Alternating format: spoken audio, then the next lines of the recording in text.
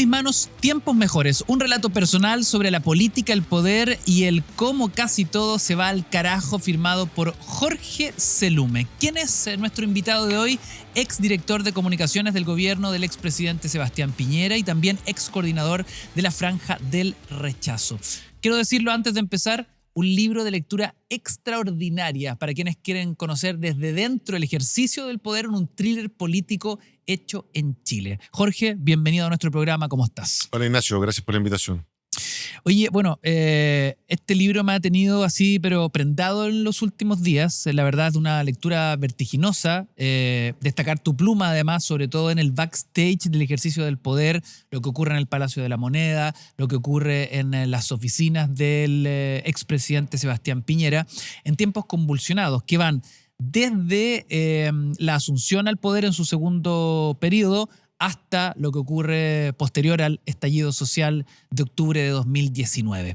Me gustaría partir un poquito con el desde y el hasta, ¿no? Este es tu recorrido profesional en el corazón del piñerismo, desde que te toca armar la franja televisiva para Piñera 2 y los primeros 2 años del gobierno. ¿Cómo recuerdas a ese Piñera en campaña y luego a un Piñera post-estallido?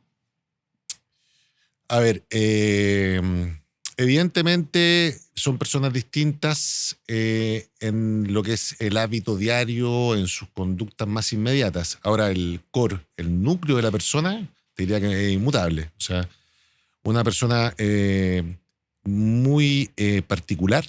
Evidentemente, el expresidente Piñera es alguien que no cabía en una clasificación tradicional. Es como ese tipo de personas que uno no puede meter en un manual de personalidades. Y en la campaña era alguien bastante más relajado, más dicharachero, porque al final del día, cuando uno es candidato, está sujeto a muchos temas coyunturales, pero tiene cierto control sobre el destino de su día a día. Tiene su planificación, tiene su agenda, etc. Entonces, desde esa perspectiva, para mí, comenzar a relacionarme profesionalmente con él en esa época fue algo bastante, como se diría, dicharachero. A pesar de eso, igual le renunciaron un par de directores que no fueron capaces de ir a su ritmo. Sí, yo en el libro cuento que mientras hacíamos la franja, el expresidente era alguien muy detallista y muy agudo en los comentarios, y esa agudeza muchas veces se confundía con acidez, dependiendo de quién la recibiera. Y tuvimos problemas con que los directores soportaran un poco la presión de este micromanagement del presidente, y al final, por temas circunstanciales, yo que gerenciaba la franja tuve que terminar también tomando labores de dirección. Hasta esa fecha, con suerte, había filmado el cumpleaños de mi hija mayor. Entonces, y te convertiste en director de una franja televisiva que durante muchas semanas tenía que seducir al electorado. Y tú estabas ahí en acción. Sí, ahora, evidentemente había todo un equipo profesional de producción que hacía la pega pura y dura de lo que es la cinematografía, la fotografía, el arte, todo. Básicamente consistía en gestionar los impulsos y el ánimo controlador del presidente en una franja que lo tenía él de protagonista en el 99% del secundaje.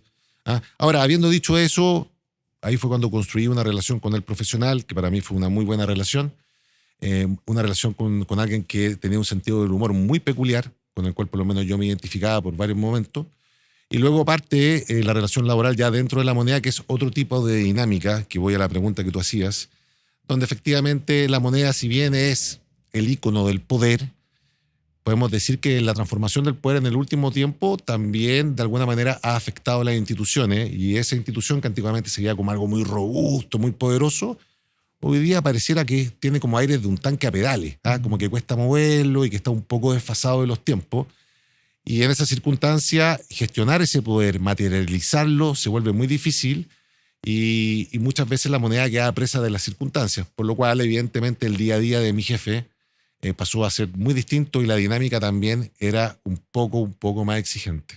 Comentas detalles desde tu perspectiva como psicólogo también, ¿no? De un personaje que es muy robusto en cuanto a sus ideas, ¿no? A su quehacer intelectual, pero un tipo que tiene muchas dificultades con el manejo de su cuerpo y que eso lo logra aplacar, por ejemplo, en las reuniones, teniendo su regla, su bloc de notas Colón con muchos lápices y destacadores, y de esa forma logra contenerse y anotar absolutamente todo, hasta lo que parece irrelevante frente a los ojos de un espectador.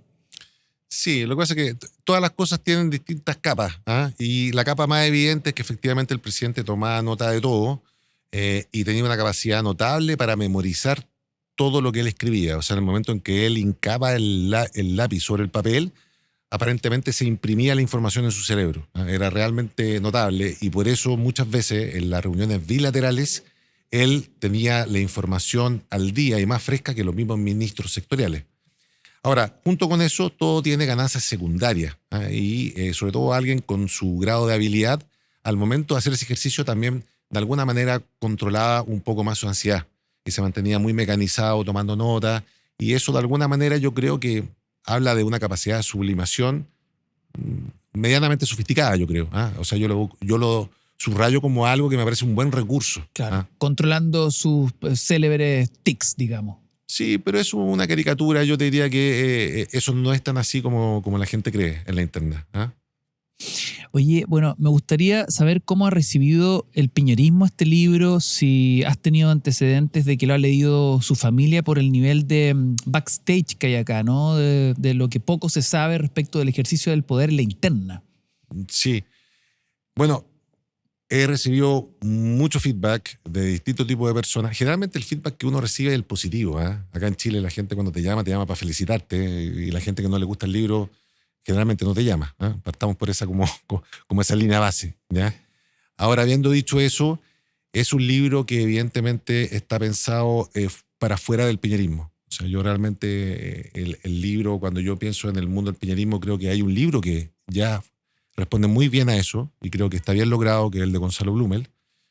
Y yo pensé, bueno, al momento de hacer el libro, dije, quiero hacer un libro para la gente que no está metida en política, que no consume política. Lo pensé para gente joven, que fuera más ajena al ejercicio diario, justamente como una forma de poder acercar las puntas. ¿Ah? Claro. A mí me pasaba, al menos a mí, que cuando estaba en reuniones sociales, amigos, familiares, y te hablaban de política, el gobierno y el ejercicio del poder, era como que te hablaban en términos para la analogía geométrica, ellos te hablaban de cuadrado y tú tenías acá un círculo. Entonces, sí, estamos hablando aparentemente lo mismo, pero son distintas figuras conceptuales. Entonces, lo que yo dije fue bueno, voy a hacer un libro que permita, por último, que hablemos de la misma figura geométrica, que tengamos un mínimo de consenso en lo que estamos hablando. Y al momento de pensarlo, el primer instinto, generalmente en política, es hacer un libro teórico de carácter académico. ¿Ah? Y dije, bueno, en realidad hay harta oferta de esa literatura. ¿Ah? Y dije, voy a tomar un camino distinto que es más en base a la experiencia personal, a un punto de vista, a una cámara subjetiva que se introduce en este mundo y que de alguna manera va describiendo a través de escenas, de diálogos, como el día a día, que creo que es una oferta un poco más distinta y que por eso creo que agrega valor. ¿Por qué crees que Piñera te escogió a ti y no a otra persona para hacerse cargo de las comunicaciones de su gobierno? Es una pregunta que tendría que haber contestado él, digamos. ¿Ah? Yo podría especular. En el libro también describo un poco la dinámica que existía. Es una dinámica en el libro descrita como de empleado con jefe. No parece una dinámica de asesor presidente, por lo cotidiano de los diálogos. ¿Ah? Y dentro de esa cotidianidad había un patrón común de que yo igual era un poco, digamos, contreras para las cosas, digamos. ¿Ah? Puntudo. No sé si la palabra es puntúo, pero espíritu deportivo de, bueno, ¿y por qué no? ¿Y por qué sí? Y busquemos alguna otra cosa. Él, en ese ámbito, era ultra competitivo y a él le gustaba eso, le gustaba el debate, le gustaba, digamos, que alguien pusiera un punto de vista distinto. Él era una persona dentro de sus capacidades, de su visión, con algún grado de pensamiento crítico. O sea, se aburría con el funcionario yes sir, digamos. Sí, esa es mi impresión. Y yo de alguna manera, desde el primer día, tuve una relación muy cordial con él y muy honesta en ese plano. Y mi impresión es que él al menos valoraba eso. ¿Mm? Bueno, prueba de aquello tiene que ver con el anuncio presidencial a último minuto respecto de la imprescriptibilidad de los delitos de connotación sexual a partir del bullado caso de Ámbar y la conmoción mediática y política que generó. Está muy descrito eso como tú lo presionas hasta el último minuto, entendiendo que, y tú lo dices ahí, no fue el punto bisagra, tal vez lo que tú le dijiste, pero sí fue capaz de hacer un giro en su discurso y calcular su decisión final a partir de lo que ya sabemos cómo él operaba tanto en los negocios como en la política. Sí, ese capítulo, yo lo describo el capítulo y ese episodio básicamente para resaltar un hecho. Y es resaltar que al final del día el expresidente Piñera tomara decisiones luego de evaluar muchas alternativas a partir de su... Él confiaba mucho en su instinto. ¿Ah? O sea, él sopesaba todos los ángulos, tenía toda la información dura por una cuestión metodológica, de rigurosa, que la tenía por su formación académica, pero al final del día él confiaba mucho en su instinto. Yo en ese capítulo resalto de que yo de alguna manera argumenté una línea, pero no fui el único, fue mucha gente la que argumentó en esa línea, y al final del día él, en su foro interno, tomó una decisión siguiendo su instinto. ¿Ah? Ojo, el libro está diseñado también en términos arquitectónicos de esa manera. Cada capítulo tiene un trasfondo. Claro. En ese capítulo, por ejemplo, lo que trato de develar es que al final del día él confía en su instinto, como te digo. Hay otros capítulos, por ejemplo, en el de Catrillanca, que el subtexto de eso es qué pasa cuando se genera contaminación cruzada entre distintas instituciones. Correcto. En este caso, el Ejecutivo abrazando una versión de Carabinero y trayendo hacia el corazón de la moneda un problema que era de carácter exógeno, que era básicamente una crisis heredada de Carabineros desde la Operación Huracán y el Paco Gate. Ahora, ¿cómo crees tú, yendo a la figura del expresidente Piñera, cómo crees tú que habitaba la soledad del poder? Yo creo que el cargo per se es súper solidario. Yo creo que es un cargo que cada vez se hace más difícil de sobrellevar. Porque toque a quien le toque, digamos. Toque a quien le toque. Es más, toda la dinámica que está descrita en el libro es probablemente una dinámica muy similar a la que le sucede al actual gobierno y la que le va a suceder al próximo gobierno. Porque en el fondo lo que hay en el subtexto del libro es una crítica a la industria política, ¿eh? Y cómo está hoy día construida y cómo responde a las necesidades. En alguna parte del libro menciono que la política es como un enchufe que ya no le hace al toma corriente. Es decir, no es capaz de hacer circular la energía ciudadana, de conectar con la ciudadanía, y pareciera que están en frecuencias distintas. Y eso tiene que ver porque es una industria que en los últimos 30 años ha evolucionado muy poco, es prácticamente obsoleta. Uno ve industrias relevantes como la locomoción, la conectividad, la banca, y todos han hecho esfuerzos sustantivos en términos de innovación para poder empalmar con la satisfacción que demanda la gente. La política, tú y los notarios siguen funcionando igual. Claro. Aparentemente, si la banca se llevara como la política, seguiríamos ocupando cheques. Pareciera que...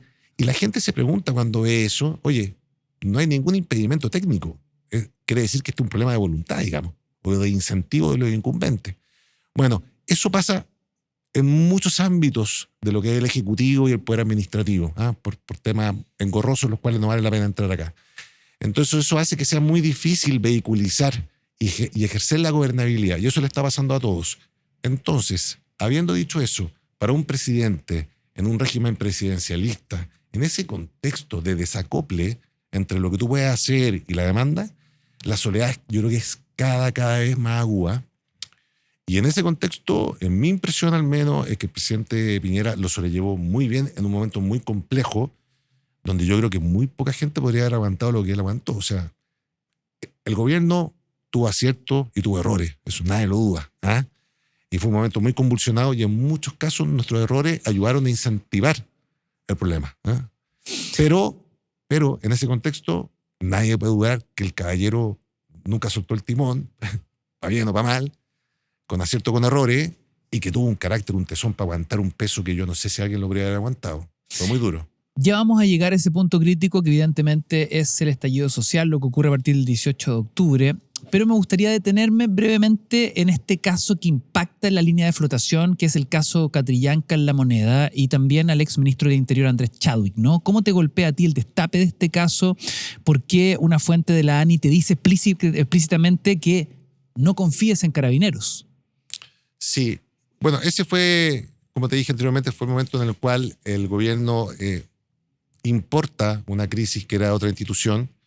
En buen chileno se compra un problema. Nos compramos un problema o nos comimos un sapo, porque en el fondo básicamente lo que pasó es que el resumen ejecutivo que entregó Carabineros venía con falacias, para decirlo lisa y llanamente. Claro. Y básicamente esas falacias lo que hacían era construir un complot para tapar lo que había sucedido. El gobierno se compra esto. Ojo, yo creo que es muy complejo para los gobiernos en general manejar este tipo de casos porque la información siempre es parcial y viene de Carabineros. O sea, esta es una dificultad que probablemente vive el gobierno actualmente. Es muy difícil administrar esos casos. Pero bueno, habiendo dicho eso, el momento de inflexión, el gobierno queda con un ala quebrada, porque hasta ese minuto, dentro de los vaivenes normales de un gobierno, íbamos muy bien. Y lo que sucede es que el que queda golpeado en términos singulares dentro del Ejecutivo era el ministro del Interior, Andrés Chadwick, quien tenía una relación de mucha confianza y mucha complementariedad con el presidente en términos de caracteres.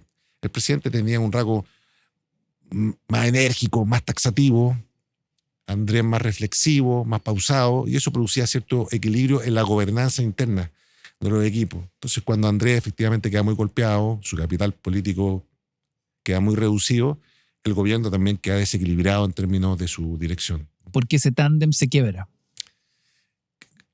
Queda desequilibrado, queda muy inclinado. Entonces, el contrapeso en términos de la gestión interna, por un tema de caracteres del presidente, se pierde algo de eso, en esa calibrada. Entonces, claro, es el momento en el cual podríamos decir que el gobierno empieza a perder capital político como un reloj de arena. Claro. Y ahí hay una tendencia a la baja que después termina cristalizándose de manera dramática, por no decir trágica, con el estallido social. Jorge Selume, hablando de errores no forzados o de, como decía en buen chileno, comprarse un problema, te quiero llevar a la coyuntura. ¿Crees que fue una imprudencia que el presidente Boric comentara la prisión preventiva de Luis Hermosilla? Sí, claro, fue una imprudencia y creo que conecta muy bien con lo que estábamos hablando de traerse un problema de una institución a otra.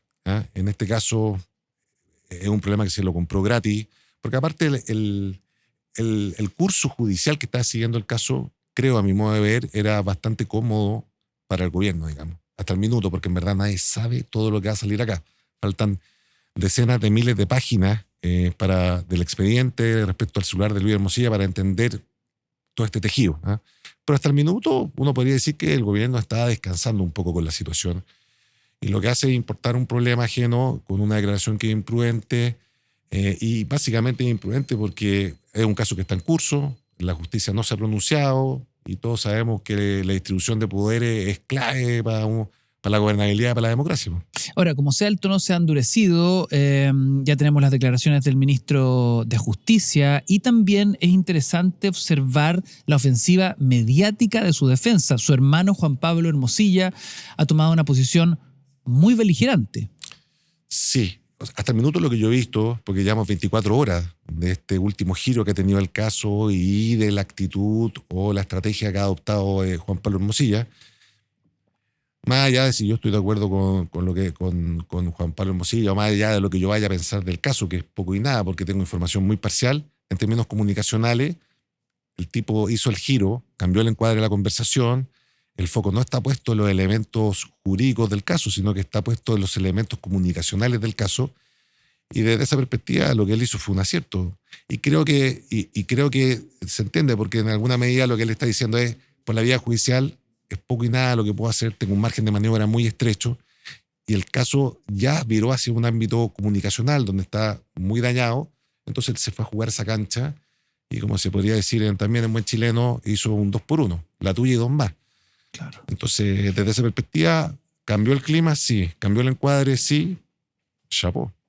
Claro, con esto también podemos ver las amenazas que ha hecho respecto de, bueno, abramos el teléfono completo. Sí, tiene un aire, y lo digo desde la distancia, de no conocer todo el detalle, así que con beneficio de la causa, pero tiene como un aire como de ya no hay nada que perder. Claro. O sea, como de tirar el mantel.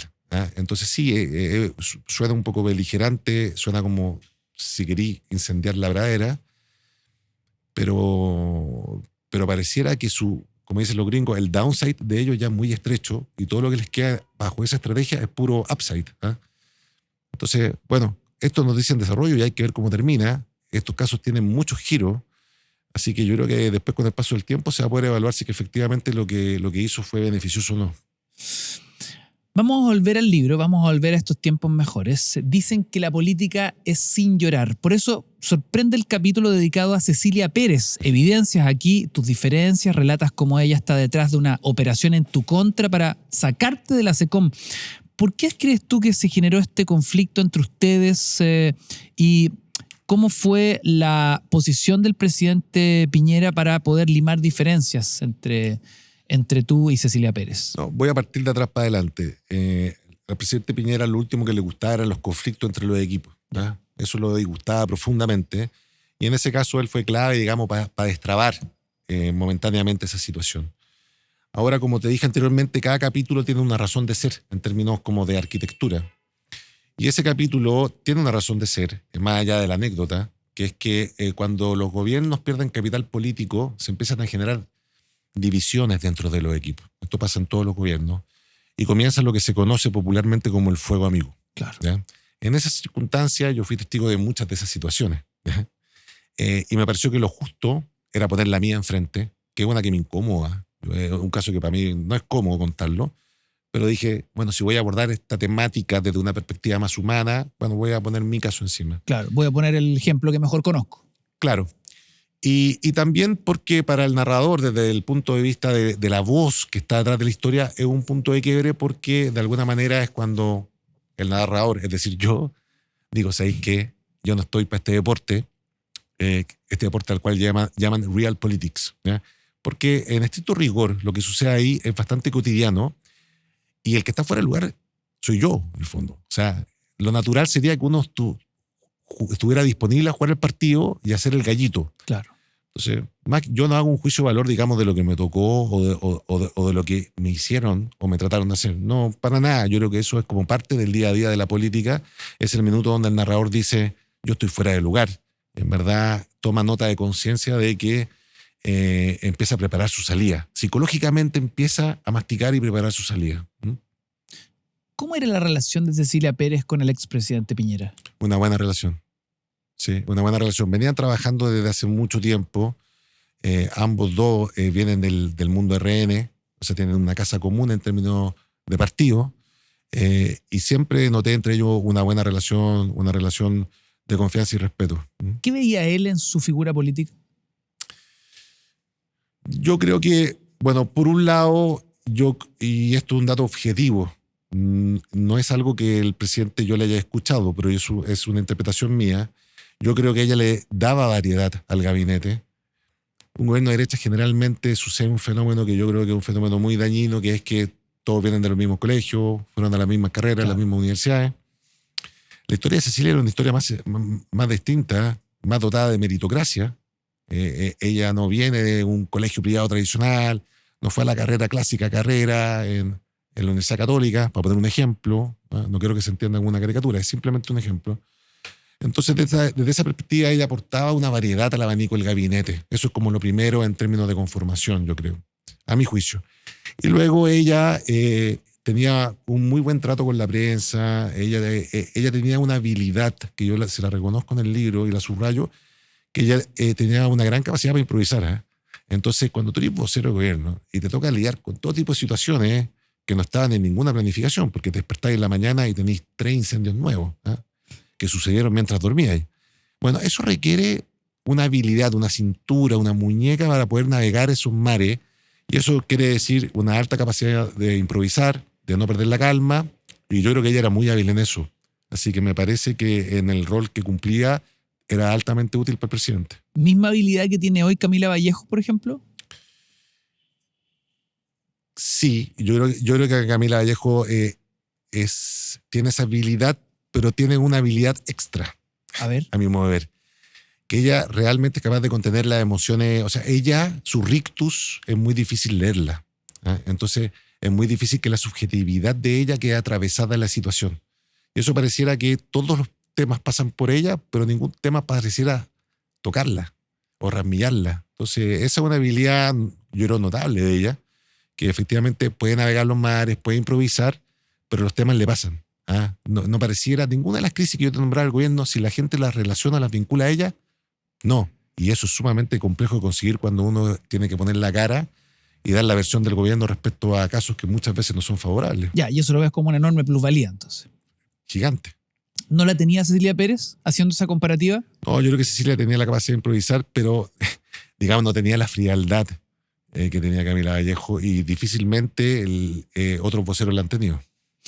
Bueno, aquí, y quiero entrar en materia de quizás uno de los puntos más álgidos de tu texto, ¿no? Relatas en primera persona cómo explota el estallido social en La Moneda, y me gustaría saber cómo fueron los días previos al 18 de octubre. ¿Cómo se vivieron en Palacio esos días previos, esas horas previas?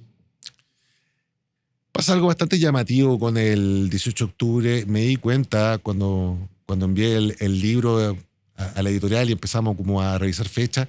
La gente cree en el imaginario que esto fue muy de la noche a la mañana. ¿Ah? Y la verdad es que El famoso no lo vieron venir. No, a lo que me refiero es que el estallido sucede 3 semanas después del alza de 30 pesos en el pasaje. O sea, Correcto. hubo un tránsito que empezó con los escolares yendo a los andenes del metro, se sentaban, digamos, para que no pasara el tren, y esto fue como increchendo, digamos. Claro. Esto fue como que un día simplemente quedó la escoba. Y claro, lo que yo creo que nadie pronosticó fue la furia, la ira con la cual estalló el conflicto. ¿Ah? Yo me acuerdo, y en el libro lo relato, que el momento en el cual yo digo esto ya tiene otro cariz es cuando arrojan el plasma. No sé si te acordás que arrojaron un plasma como al riel del metro y como que estalló de manera muy pirotécnica. Y ahí, claro, uno dice, acá estamos hablando de otra cosa. También recuerdo otro evento puntual que fue cuando un profesor, creo que era de matemáticas ese profesor, quizás estoy recordando mal, rompió el validador del metro creo que en la estación de San Joaquín. Claro. Y la gente lo aplaudía como si hubiera ganado la medalla olímpica, una medalla de oro. Entonces uno dice, también acá hay un clima que está generando una especie como de torbellino que tiene mucho cauce emocional y muy poco racional. Y uno se pregunta, bueno, ¿dónde va a terminar? Y claro, se vivió de manera muy compleja por lo que te decía, porque aparentemente todo este conflicto pasaba y se escapaba por las ventanas del palacio, es decir, como que la institucionalidad no era capaz de contenerlo, iba por otro carril. Entonces, claro, uno sentía que estaba como fuera de juego respecto a lo que estaba sucediendo en términos emocionales. Cuando dije al principio del programa que este Tiempos Mejores es de lectura extraordinaria para quien lo enfrenta, es principalmente porque cuando uno revisa las imágenes de prensa, están los fotógrafos ahí de la Moneda tratando de captar por la ventanita presidencial algún gesto, algún rostro, algún momento, algún rictus que pueda dar cuenta de lo que se está viviendo en la privacidad de esas reuniones, muchas de ellas discretas, secretas, de las cuales poco y nada se sabe. Pero aquí tenemos justamente los antecedentes, ya con la perspectiva del tiempo, de lo que estaba ocurriendo minuto a minuto en el segundo piso respecto del estallido social. Y hay un momento bisagra. La marcha del 1.000.000 de personas. Relatas aquí que nunca viste a Piñera doblegado, salvo en ese momento. ¿Por qué crees que pasa aquello? Sí, en ese minuto, más que doblegado, yo lo vi nauseabundo, o sea, reflexivo, muy reflexivo en extremo. Y yo creo que lo que pasa en ese momento es algo muy natural y esperable y que le pasaría a cualquier presidente cuando ve una marcha de 1.000.000 de personas. O sea, fue muy potente en términos de imagen y era una marcha que aparentemente no tenía un liderazgo claro, no tenía banderas de partidos políticos claros, no tenía un perfil sociodemográfico claro. O sea, fue una conjunción de distintos tipos de grupos, de personalidades. Entonces era muy difícil hacer un diagnóstico al respecto. Entonces, ¿eso es lo que más lo preocupaba? Yo creo que lo que más le preocupaba al presidente por su forma de racionalizar las cosas era no tener un diagnóstico claro. Y evidentemente cuando no saber leer la situación. Y yo creo que nadie le estaba, o sea, nadie tenía un diagnóstico claro en ese minuto. O sea, yo creo que todo el país estaba atravesando una profunda confusión. Y cuando digo nadie tenía un diagnóstico claro, en el gobierno ciertamente estábamos procesando y no había un diagnóstico firme de lo que estaba sucediendo, pero tampoco lo tenía el Parlamento, tampoco los medios de comunicación que estaban viendo esto pasar y nadie tenía una tesis muy clara. Entonces, en ese minuto lo que yo digo es que lo veo muy reflexivo, que a mi juicio eso es una virtud, no un problema. O sea, es un momento en el cual yo lo veo muy reflexivo respecto a lo que está pasando y me parece sano en términos de hacer pausa y decir, bueno, acá hay algo grande que escapa a lo que nosotros teníamos contemplado y vamos a tener que de alguna manera actualizar nuestro diseño para abordar este problema. Ahora, lo que te llama la atención acá, y es lo que logré entender, ¿no? es que habías visto a Piñera enfrentar una serie de crisis, muchas de ellas muy complejas, pero nunca lo viste reaccionar como en este momento. O sea, algo pasó acá con él. Sí, sí. Por lo menos lo que a mí me tocó ver en términos fenomenológicos de presenciar, esa fue la vez que lo vi más para adentro. Sí. Y me parece, te insisto, natural. O sea, lo preocupante hubiera sido que no hubiera quedado reflexivo después de una marcha de 1 millón de personas. Claro. O sea, me pareció natural. Hablaba de este como un punto bisagra, un punto de inflexión, pero existe otro punto que es crítico. Seguimos en el estallido social, ¿no? La jornada de esa gran huelga organizada por más de 70 organizaciones sociales y que terminó como uno de los días más violentos y destructivos del estallido. En ese minuto el presidente enfrenta un dilema decisivo: militares a la calle o un acuerdo parlamentario para una salida pacífica de la crisis. Uh-huh. ¿Cómo viste y viviste esos instantes que fueron críticos en Palacio? Sí, ese día, como bien tú dices, fue un día súper, súper complejo, el día de la gran huelga, como le llamaba la prensa. Y lo que sucede en Palacio, en ese episodio, esa conversación, si te fijas en ese episodio, en ese capítulo, transcurren 2 tiempos a la vez. Yo vengo en una camioneta de una conversación bastante ingenua que tuve con un parlamentario de oposición para ver cómo se podía llegar a algún tipo de salida. Estábamos todos trabajando ya en esa fecha para llegar a un acuerdo constitucional. O sea, esa conversación estaba arriba de la mesa. Yo me encontraba fuera de Palacio, en Ñuñoa, en esta reunión privada, y me llaman de que tengo que volver a Palacio porque va a haber una reunión de emergencia, justamente porque estaba la escoba en las calles. Entonces, yo cuando voy camino para allá en una camioneta que me prestan para llegar al Palacio, mientras voy en camino, sucede esta conversación con el general Martínez. Esta es una conversación que yo después reconstruyo, porque llego para allá, preparamos el discurso, me quedo conversando con los que habían estado en la reunión. Evidentemente les pregunto qué pasó, cómo fue. Ahí me entero de los detalles. Yo en esa época llevaba una libreta con varias notas, las cuales guardé, evidentemente. Y también tuve la oportunidad en un par de ocasiones de reconstruir el diálogo con el presidente, conversando, rememorando. Y lo que sucedió ahí es que, muy en el estilo de Piñera, se abre un debate donde hay, digamos, 2 grupos. Evidentemente hay un grupo que dice, bueno, ¿sabe qué? Démosle cauce con una salida institucional, llamemos la nueva constitución, que de alguna manera ya se estaba conversando y tejiendo, hagámoslo oficial, interpelemos al legislativo para llegar a ese acuerdo, o saquemos a los militares a la calle, llamemos un estado de excepción, que la constitución de alguna manera lo faculta, y podría uno decir es el mandato del presidente, en estos casos, ejercer esa facultad.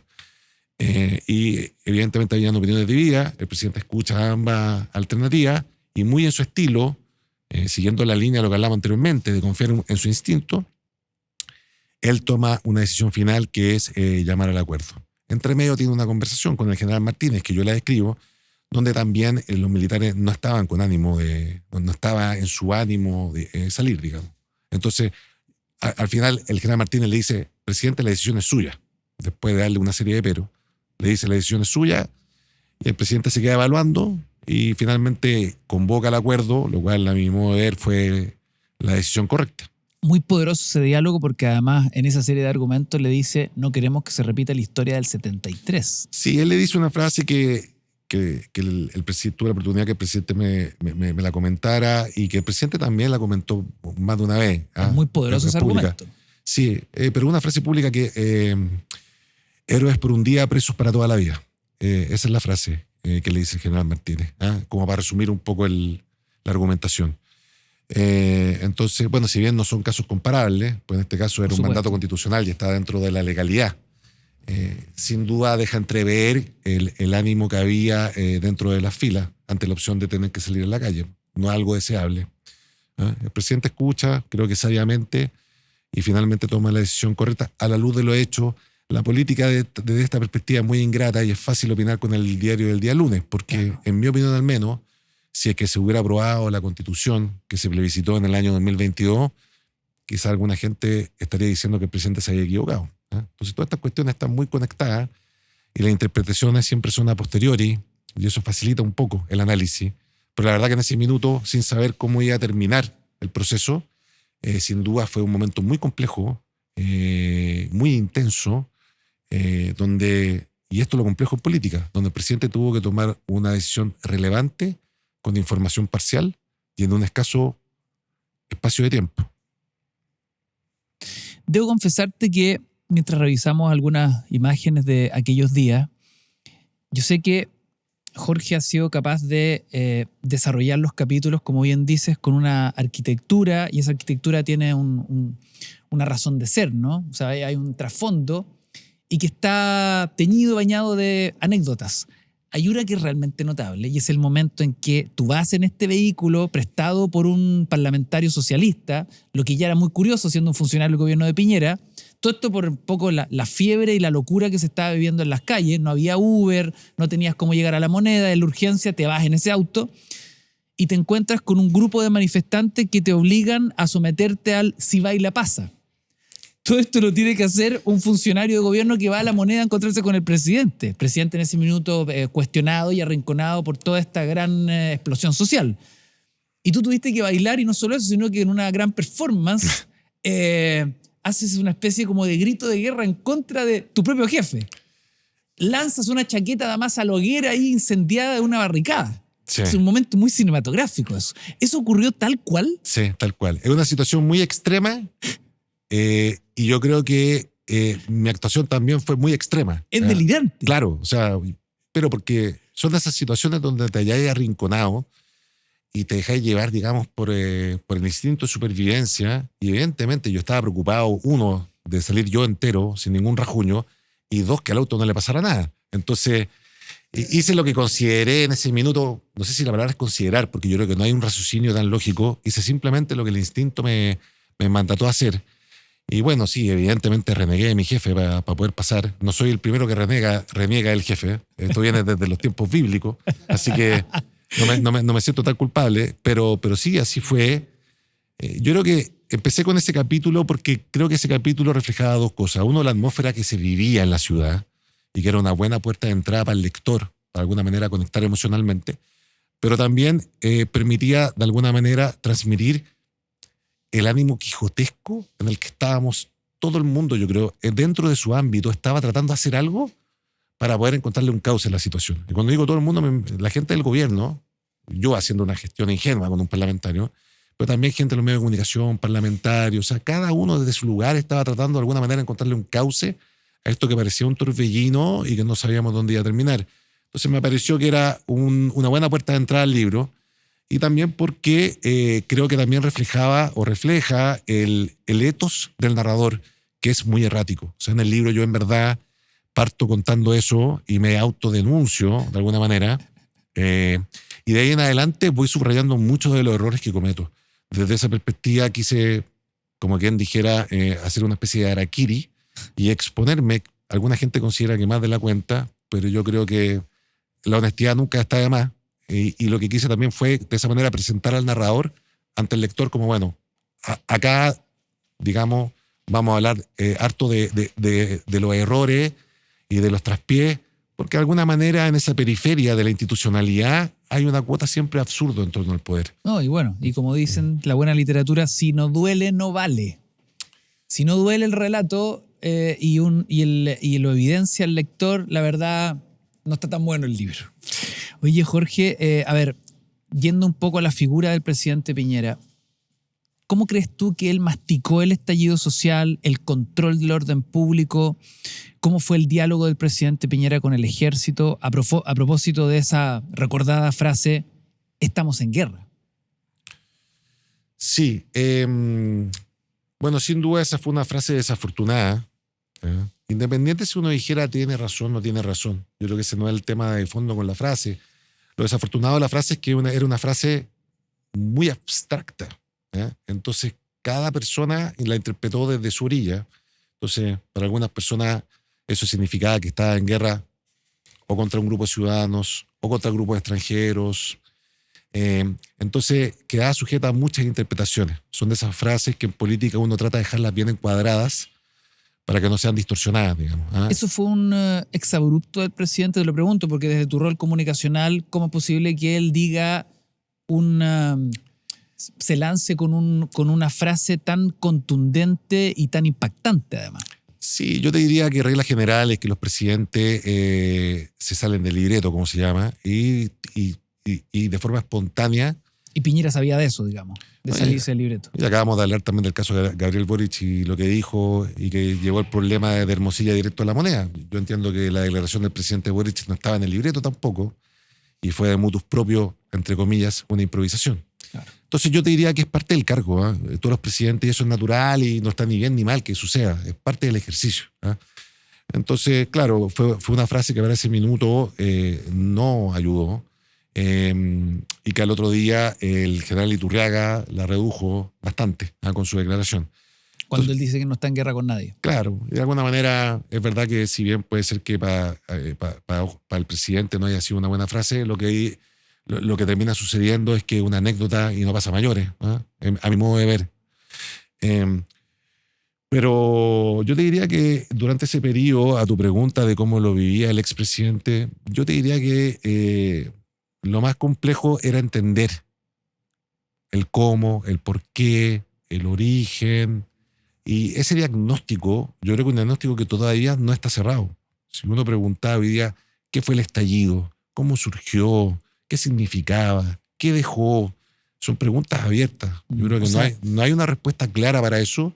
Y conociéndolo, que era una persona extremadamente curiosa, extremadamente meticulosa, que le gustaba llegar al fondo del asunto, esa es una pregunta que nunca tuvo respuesta y que yo creo que hasta el último día lo dejó intranquilo. Es bien dramático lo que me dice. Es decir, el expresidente Piñera murió sin entender, sin saber exactamente qué pasó a partir del 18 de octubre. Es una suposición, eso yo creo. ¿Y por qué? Porque creo que nadie tiene respuesta para esa pregunta todavía. Nadie. Si yo te pregunto a ti, ¿cómo? ¿Por qué? ¿El origen? Claro. ¿Qué dejó? ¿Para dónde va? Es una amalgama que no tiene una forma muy definida, no hay un diagnóstico común. Cuando no hay un diagnóstico común es muy difícil hacer una proyección que vaya hacia un mismo horizonte. Por lo mismo, es difícil encontrar las distintas veredas, ya sean de izquierda o de derecha, respecto al fenómeno. Me imagino que la historia da su trabajo, los historiadores, pero hasta el minuto, habiendo pasado 5 años, es un fenómeno que uno no le puede poner un título que genere consenso. No, claro, o sea, cuando me lo preguntas a mí, mi visión es irrelevante al caso. Lo interesante de revisar en el protagonismo de Piñera en aquel entonces como presidente de la República y su inesperado final producto del accidente aéreo, claro que es interesante discutirlo. Él se fue sin saber qué pasó ahí. Ciertamente, al igual que todos nosotros. Oye, Jorge, bueno, a ver, hablemos un poquito de las lecciones. Puede que no haya entendido, como muchos, y que aún se sigue estudiando y discutiendo sobre el estallido social, lo que ocurrió allí, pero ¿qué lecciones crees tú que sacó después de aquello? ¿Cuál fue el aprendizaje para Piñera de lo que ocurrió a partir del 18 de octubre? No, sería temerario de mi parte hablar de aprendizaje del expresidente respecto a lo que sucedió en el estallido. Ahora, ¿tú crees que este fue su gran desafío en política, en su ejercicio político? Sin duda fue su punto más crítico en todo su caminar. Yo creo que le enfrentó muchos desafíos, pero este sin duda fue el más complejo. Y fue el más complejo a mi modo de ver porque creo que fue un fenómeno multifactorial. O sea, eran muchos los factores que entraban en juego. O sea, es decir, en situaciones previas complejas, como por ejemplo rescate de los mineros o terremoto, uno tenía un problema concreto, con un diagnóstico claro, y el desafío estaba en la implementación de cómo ir a solucionar esa problemática. En este caso, eran tantos los factores en juego, cuando digo en juego, en una especie como de juguera, digamos, todos muy entremezclados entre ellos, como piedrecitas que forman un mosaico que uno lo está viendo muy encima y por ende no puede de alguna manera comprender la figura. Y uno tiene que tomar distancia para poder entender todo lo que está sucediendo. Yo creo que eso lo da el paso del tiempo y el acceso a la información. Y en ese minuto yo creo que era muy complejo. Fue una situación muy compleja por lo mismo. Sobre todo para una persona que es muy esquemática y metodológica. Si para uno que no tiene ese grado de rigor metodológico es complejo entender lo que sucedió, me imagino que para él, desde su subjetividad, desde su preparación académica, debe haber sido un tema como complejo de resolver. Todo esto en un contexto donde el Parlamento estaba muy fragmentado, donde el gobierno, de alguna manera, sufrió un desfonde de capital, porque por un lado teníamos a la izquierda que decía que el gobierno estaba transgrediendo derechos humanos, y por el otro lado teníamos a la derecha, si quiere llamarla más dura, diciendo que este gobierno no tenía pantalones. Entonces quedamos también en tierra de nadie. No solamente teníamos un desafío de diagnóstico para un fenómeno muy complejo, sino que también en términos de respaldo, de capital político, de espalda, quedamos muy expuestos. Entonces fue un momento muy complejo, muy solitario para todos los que estábamos ahí. Jorge, cuando dejas la moneda en enero del año 2020, Piñera te pide que organices la campaña para el plebiscito constitucional. De hecho, Cristian Larroulet te dice, el presidente confía en ti, nos jugamos todo o nada con el plebiscito. ¿Por qué crees que 2 años antes justamente de ese proceso eleccionario el presidente ya te pide que coordines la campaña?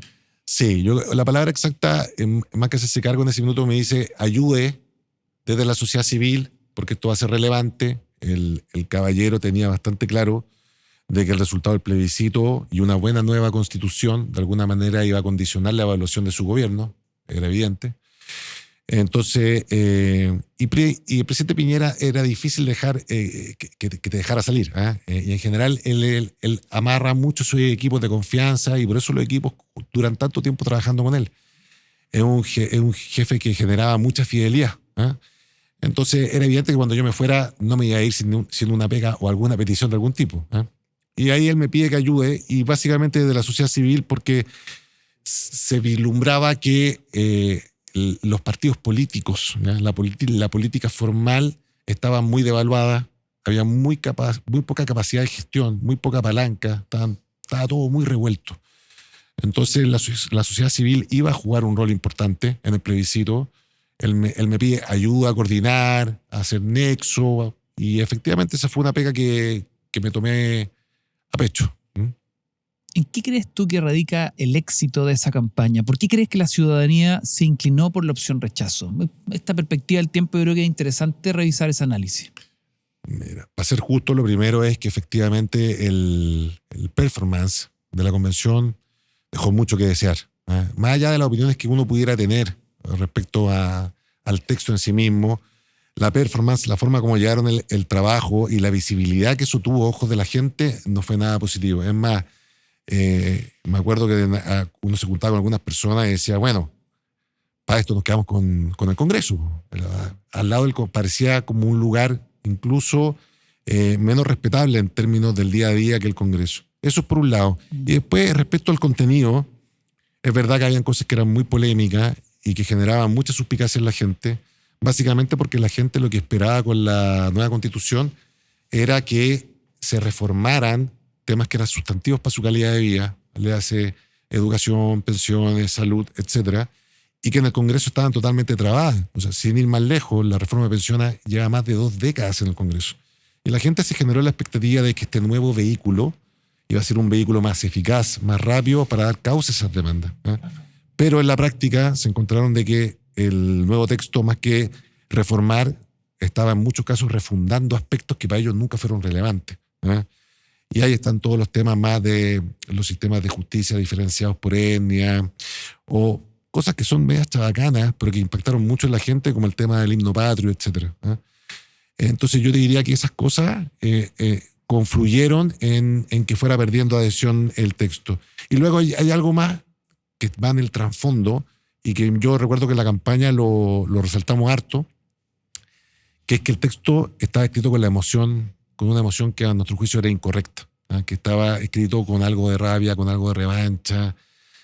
No había un tono amoroso en el texto, en el sentido de una invitación abierta y de diálogo. Había algo un poco de poner el pie encima, que estaba dado por el tema de los quórum. El tema de los quórum, cuando hubo mayoría absoluta, la tentación de lo que ese poder implicaba para un bloque en la convención fue una tentación que no lograron resistir, era muy tentador, y eso generó un ámbito muy bélico dentro de la convención. La gente eso lo percibió, y la gente, el votante, el ciudadano, es bastante sabio y sabe que cuando las cosas están hechas sin amor quedan mal hechas, en general, en la vida. Y ojo, que eso que pasó en esa convención es extrapolable también a lo que pasó en la segunda, cuando el triunfo republicano también deja una mayoría absoluta al otro bloque, como quien dijera un péndulo que se hacia el otro lado, y el fenómeno quizás menos estrafalario que el primero, ¿no? Sin disfraces, sin votaciones de la ducha, si tú quieres, pero el trasfondo fue bastante similar, y trataron de imponer una mayoría circunstancial en la redacción de un texto que va a terminar rigiendo el futuro de la nación por varios años, y la gente tampoco eso le pareció saludable y también por eso lo rechazaron. Yo creo que al final del día el diagnóstico es que el chileno es bastante más moderado de lo que muchas veces las autoridades o los líderes creen. ¿En simple crees que Chile se farrió la posibilidad de contar con un buen texto constitucional? Sí. Creo que se la farrió porque si bien tenemos una constitución vigente que cumple con varias cosas, es una constitución que quedó devaluada, quedó muy en tela de juicio. Se pasó por un proceso en dos oportunidades. Hay gente que cree que después de ese proceso la constitución quedó reforzada, que quedó como revalidada. Yo discrepo. Yo creo que quedó debilitada porque en el fondo quedó instalado de que está en tela de juicio o que en el fondo no tiene un valor o no tiene la robustez para poder seguir dirigiendo por lo menos el marco jurídico para adelante. Entonces yo creo que se perdió una oportunidad de oro. Jorge, ¿crees que Evelyn Matei pueda llenar el vacío dejado por Piñera? Es que yo creo que son contextos muy distintos y personalidades muy distintas. Entonces los espacios que ocupaba Piñera, a mi juicio, son espacios distintos a los que hoy día Evelyn ocupa o debiera aspirar a ocupar. Son personalidades y historias de vidas distintas. Si bien se entrecruzan, yo creo, y yo no estoy para nada involucrado en la campaña, y hay gente muy capaz ahí, y ellos saben muy bien lo que tienen que hacer, pero yo creo que, claro, la estrategia, el tono y estilo de Evelyn va por otro lado. Son deportes distintos. Son deportes distintos. Sí. Ya. Si lo lleváramos a disciplinas específicas, ¿cuál era el deporte de Piñera y cuál sería el de Evelyn? No, si tuviera que hacerte un ejemplo... Ojalá que no me diga pádel en ninguno de los dos, No, te voy a decir algo que por lo menos es un deporte más cercano para mí. Por decirte, si uno jugaba fútbol 11, el otro juega baby fútbol. Parece el mismo deporte, parece la misma regla, es la misma pelota, pero en la práctica se juega distinto. Son otro tipo de habilidades, otro tipo de talentos. Y yo creo que Evelyn tiene sus propios talentos, tiene sus propias habilidades, que no son necesariamente las mismas que tenía el expresidente Piñera, y por eso su estrategia, su tono y estilo y el espacio que ocupa es distinto. ¿Pero en la cancha de baby, dices tú? Olvídate del tamaño, me refiero a la dinámica de cómo se juega. Ya. Esto no es de tamaño, es del fundamento. Ya, perfecto. Ya, es de la forma de juego. De la forma de juego, sí. ¿Cómo ves el Chile que viene? Chuta, veo un Chile muy melancólico, muy, muy atravesado por la nostalgia. Yo diría que un Chile, si tuviera que decírtelo en términos más emotivos, como un Chile que atraviesa un duelo. Te lo podría dividir como en dos grandes como grupos. Por un lado, me da la impresión de que hay gente que atraviesa el duelo de ese Chile que ya fue, el Chile de los 30 años, la transición, y que se lamentan por ese Chile que dejó de ser y que aparentemente nunca más va a ser. Ahí hay un duelo triste, emotivo. Y luego hay otro duelo que yo creo que es el duelo de quienes querían una nueva constitución, vivieron frustrados ese anhelo y tienen cierta nostalgia de ese proceso que quedó truncado. Entonces, pareciera que hoy día Chile es como una familia que atraviesa un duelo de distinto tinte, según quién sea la persona que está sentada en la mesa, pero que para efectos prácticos es lo mismo, que es como una quietud, como algo como plano, como que no pasaran cosas realmente significativas. Pasan muchas cosas estridentes del día a día, comunicaciones, las cuñas, pero parece una caja de resonancia donde damos vueltas en círculo. Pero no pareciera que estuviéramos teniendo debates sustantivos de hacia dónde vamos.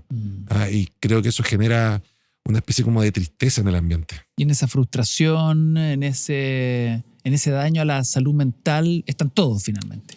Sí, hay algo más cultural y global. Ese fenómeno no pasa solo en Chile.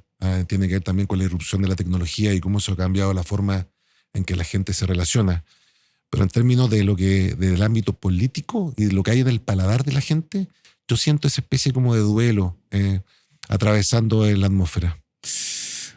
Jorge Celumé, te quiero agradecer enormemente esta conversación. Ya está en librerías Tiempos Mejores este relato personal sobre la política, el poder y cómo casi todo, dice su autor, se va al carajo, editado por Planeta, que además a un mes de su lanzamiento se ha convertido en uno de los textos más leídos.